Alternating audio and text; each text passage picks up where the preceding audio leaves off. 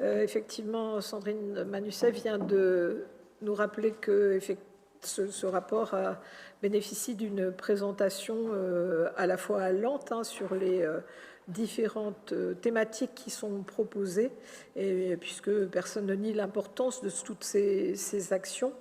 Mais dans l'évolution de ce rapport, comme on ne considère que, et c'est d'ailleurs un petit peu antagoniste avec ce qui a pu être dit en introduction par le vice-président, Monsieur le Président, vous considérez le développement durable comme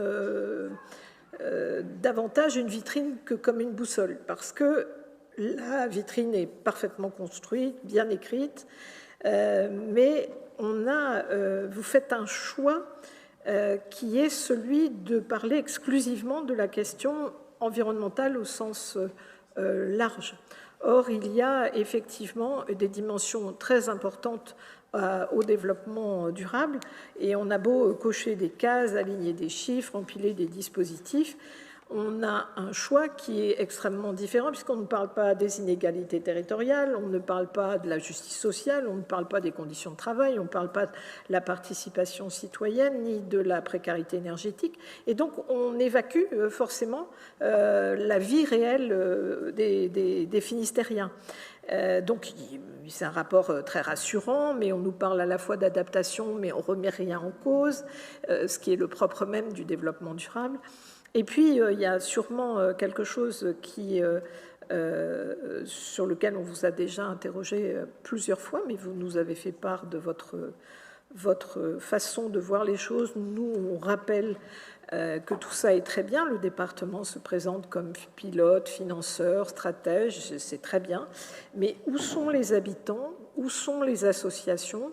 La compréhension de ce qu'est le développement durable est un processus démocratique, ouvert, contradictoire, qui doit accepter les débats, les désaccords, les alternatives.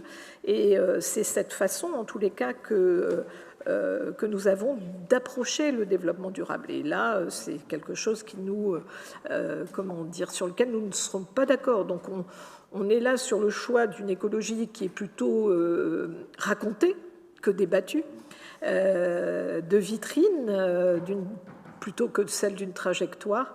Et nous pensons que sur des sujets aussi fondamentaux que cela, le Finistère mériterait un débat politique à la hauteur des enjeux pour savoir comment tout ce que vous faites et tout ce qui est fait aujourd'hui sert bien plus que strictement les questions environnementales. Et on peut le dire en matière d'action sociale, on peut le dire en matière de mobilité, on peut le dire en matière d'économie, comme en matière de protection des espaces naturels et d'autres choses. Donc, cette question, cette manière d'aborder le développement durable, du coup, il n'y est que sur un des piliers, alors qu'il y en a plusieurs autres. Merci, Monsieur le Président. Non, merci à